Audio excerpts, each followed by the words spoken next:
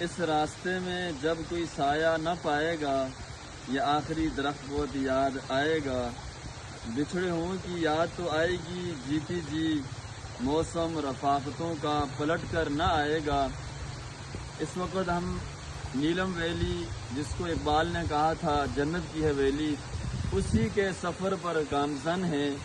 اور میرے آپ دیکھ رہے ہیں جو واٹر فال ہے دھنی کے مقام پر، یہ اللہ رب العزت کا خوبصورت نظارہ ہے، اور اللہ رب العزت کی خوبصورتی کا کرشمہ ہے جو انسانیت کے لیے دراصل ایک بہت بڑی نعمت ہے۔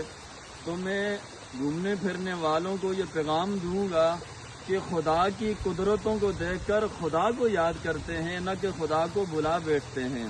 تو اس لیے اس سفر پہ آپ نے اس سے پہلے بھی سنا ہوگا، کئی سارے سیاح جو ہے وہ اللہ کو پیارے ہو گئے، کوئی دریا کی نظر ہو گئے تو کوئی اوپر سے آنے والی سلیٹ کی نظر ہو گئے، لیکن جس کی نظر خدا پر ہوتی ہے اور جس کا اندرونی دل کا جو حصہ ہے وہ اللہ کے اختیار میں ہوتا ہے، تو وہ ان مشقتوں سے نہیں گھبراتا، بلکہ اسے پتہ ہے کہ آگے بھی جنت ہے۔ کیوں؟